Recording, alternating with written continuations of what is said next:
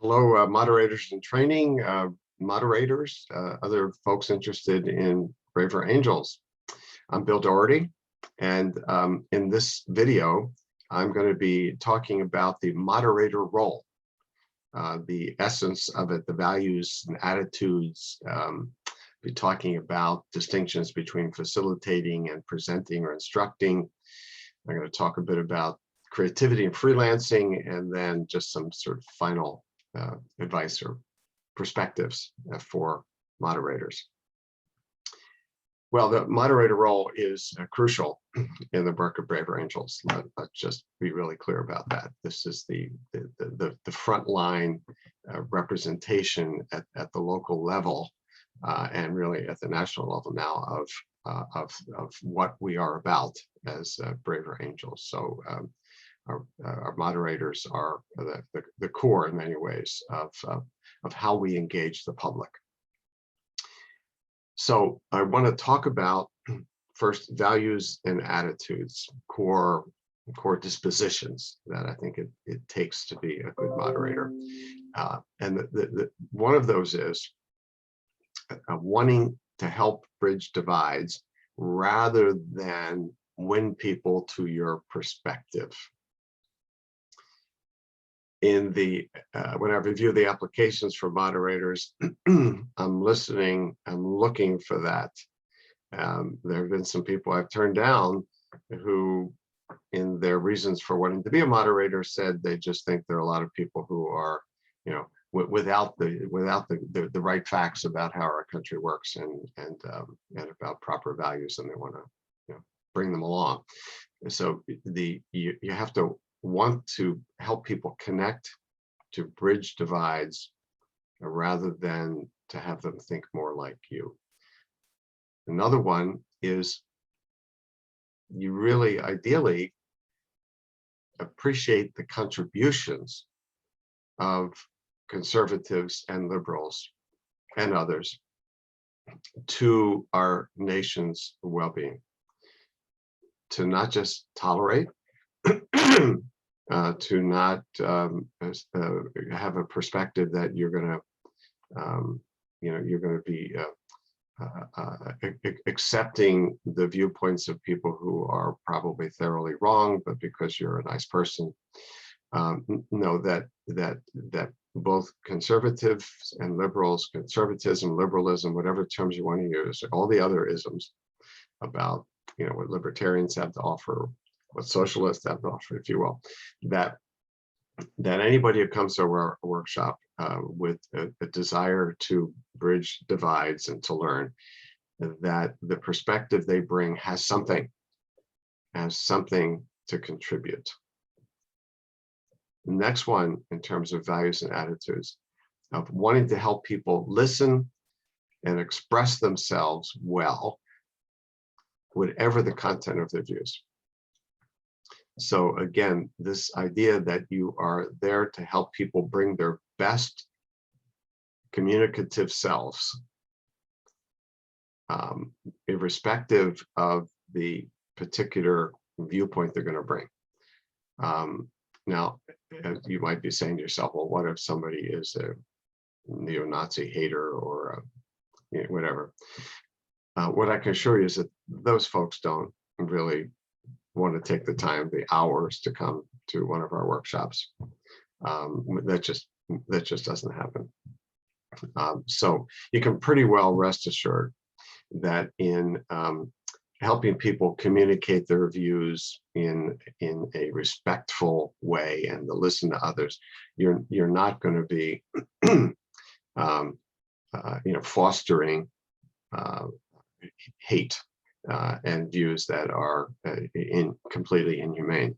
But it does mean that you're going to help people learn to express viewpoints that you may disagree with, that you think are not going to get us where we need to go as a country, that are insensitive to the needs of certain people or groups. And you're going to do it with the belief, the hope, that if people of goodwill with multiple perspectives enter in to listening conversations, that eventually good ideas will surface and will win the day. Okay, so we're not completely relativists that all ideas are equal, but what the attitude here is that that there is no particular point of view that is that we would exclude somebody, stifle somebody for expressing, if they are willing to do it in a braver angels way, with respect, with listening, following our ground rules. So that's what we hold. And so to be a good braver angels moderator, you have to kind of have that faith and that belief that that people are going to come, and they're going to be willing to follow our approach. And if they do, we don't have to worry about saying, well, that attitude, that belief, that position cannot be brought into our rooms, our workshops. And then the last one in terms of values and attitudes is to be willing to be part of a team developing common workshops, rather than being a solo operator, a freelancer, somebody who believes that your model of putting it all together is the one that you're going to follow. If that's how you feel, that's great. You may do a better job with particular workshops than our approach. But our approach, as I've said in another video, is designed to be delivered by moderators of good skills, but not necessarily advanced skills. It's designed particularly to make things comfortable for reds and blues.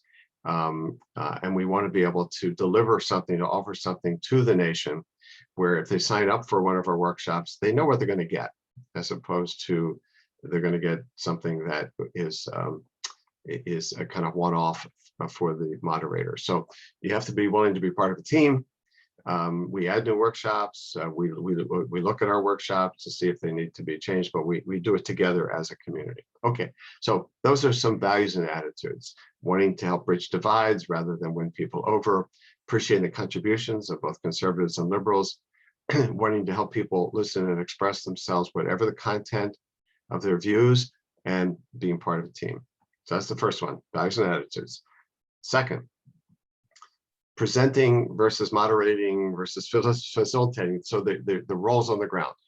The first Braver Angels workshop was a red-blue workshop. First, several of them were red-blue workshops. And so at the beginning, we thought, well, that's what we're going to do. We're going to do red-blues.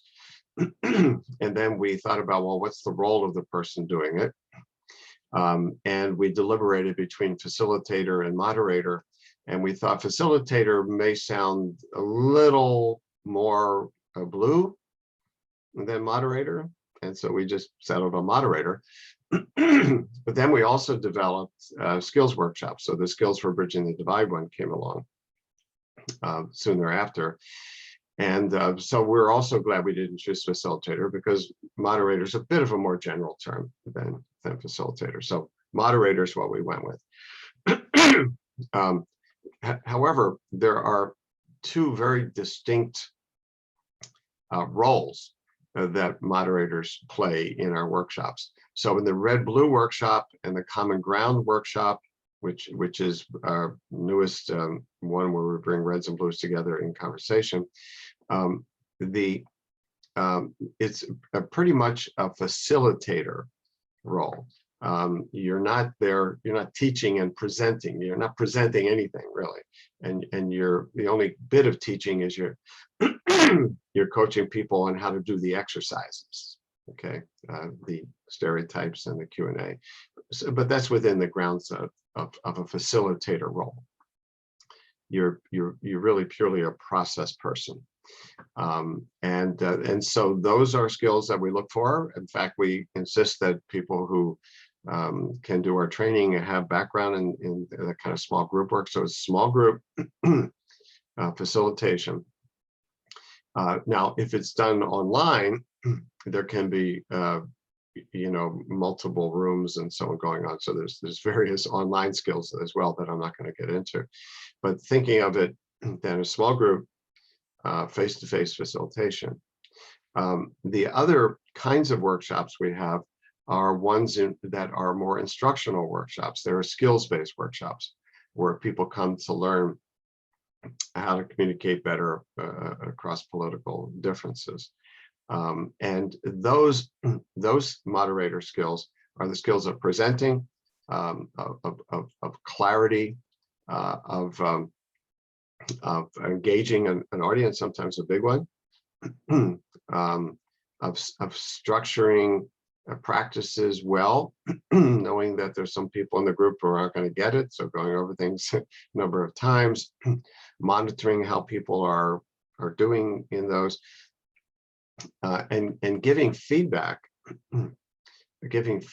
when people do this, when they perform the skill, if they've written down their skilled response, let's say the pivot skill, and then they call it out to you, the ability to give real-time immediate feedback about whether they got the skill. Again, it's not feedback about the content of what they're saying. It's feedback about whether they enacted the skill well, and so how to give positive responses, how to give corrective responses. Those are some of what those teaching, instructing skills are. In both kinds of workshops, there are skills of redirecting, staying on track, not getting off the agenda, and being willing to be authoritative when it comes to keeping the focus. So in the red-blue workshop, for example, if the question on the table is, what did you learn about how the other side sees themselves, and did you see anything in common, and people start to veer off from that, the moderator has to intervene immediately to redirect them, to bring them back to the topic. If you let people go, you can lose it. This is, again, out of couples therapy work, I learned to be really strict on this. Because if you let, say, in couples therapy, you let somebody speak for the other person, well, so-and-so, what they think or what they feel is such and such, and you let them finish, you can let them get away with that. You don't interrupt and redirect, you can lose the other person immediately. And so the skills of redirecting, if you want to think about the use of that in the skills workshops, is once in a skills workshop, I was having people talk about what went well in an exercise, whatever. And somebody raised their hand and said, now, how long do you think this polarization has been going on in this country? Because I have some views about such and such. And I said, important question, but not for now. Right now, what we're doing is such and such. So I didn't engage it. I just stopped them and moved on. There are skills involved in both, in terms of keeping an agenda, keeping focus on what we're doing. That's facilitation skills, redirecting, and also in the presenting skills, there are these sort of larger group teaching skills and techniques. And one of the things we learned is that brave evangelist moderators feel more comfortable and have more skills at one versus the other sometimes. So you're really free to kind of self-select what you're feeling you're good at. You can look at the participant feedback, feedback from organizers and other moderators. You don't have to do both kinds because they do involve some different skill sets. So that's some ways to think about the facilitation part of this and the presentation part of the moderator roles, and some skills that overlap and some skills that are different. The third topic I want to cover is creativity and freelancing.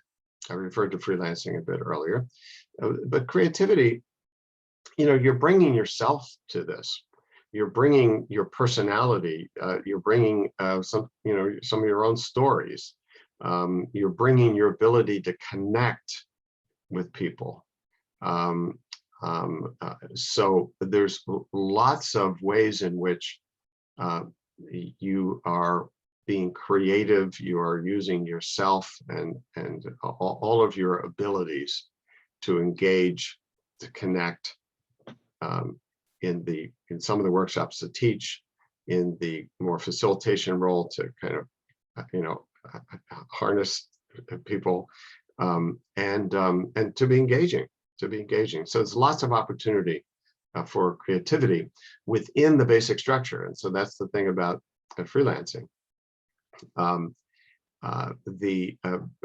Somebody on a moderator orientation call has said, well, if do we have to actually read what's on the slides for the online workshops? Or I would say if it's a face-to-face and there's a handout, the description of the skill or the example of a skill? And the answer is yes. That in the description of skills, in the description of the questions for the exercises in the red blue, in the illustrations that are given, there's been a lot of thought that's gone into those. And it's really important to do them word by word. I have a friend who says, play the notes. And then in and around that, as people process the exercise, for example, as they ask questions about what of clarification, as they try out on you, say in some of the skills workshops, they try out on you the skill they're using. Lots of opportunity for you, as I said, to be creative, to engage. But for the basic stuff, it's really important to play it by the book. There are a couple reasons for that. One is that you may leak out your own red or blue perspective when you go astray. It's really common, and because most people who do small group work tend to be blue, the bluification of our workshops is always a risk and danger. As well, and redification was as well, but just realistically, with more blues as moderators, the blue perspective may kind of leak out. And in addition, you may say some things that might seem harmless to you, but can actually confuse people.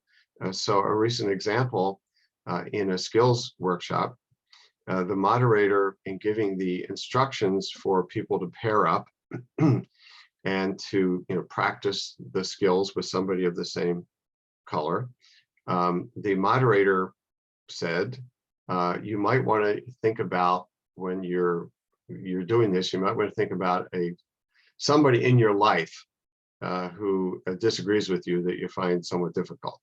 And then you can practice the skill as if it's that person, even though the one in front of you is actually probably agrees with you.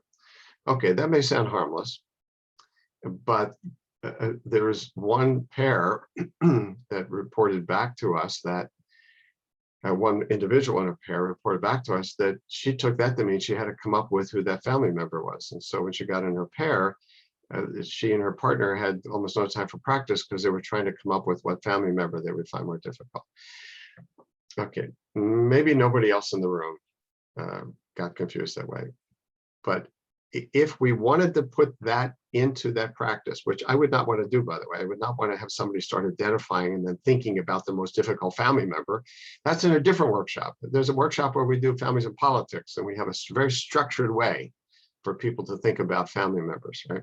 But not in this workshop. So anyway, so somebody afterwards said, what the heck, I didn't really get anything out of that. That was some freelancing that is an example of something I think not to do, that I think don't do.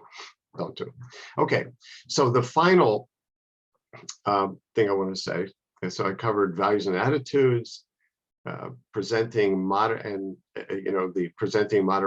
freelancing, or not freelancing, facilitating and instructing as moderators, creativity and freelancing. And then what I end with is some sort of final advice for moderators.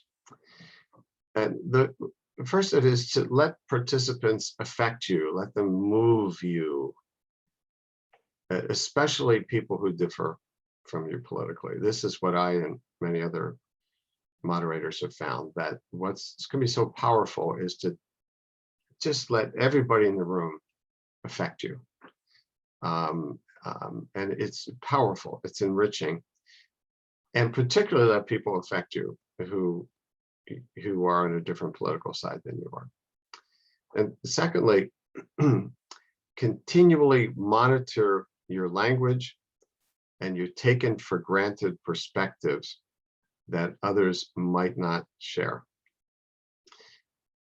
Eternal vigilance about the leaking of our perspectives into the workshops in a way that can alienate the reds or blues.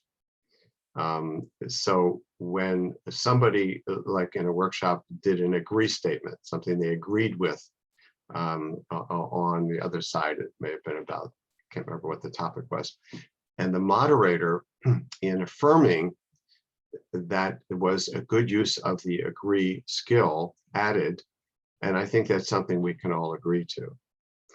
Well, not everybody in that workshop agreed with that particular point of view. And the moderator added something in there. I think, oh, it was some sort of like, oh, that's common sense or whatever. But not phrased in the language that everybody in that room would necessarily agree to.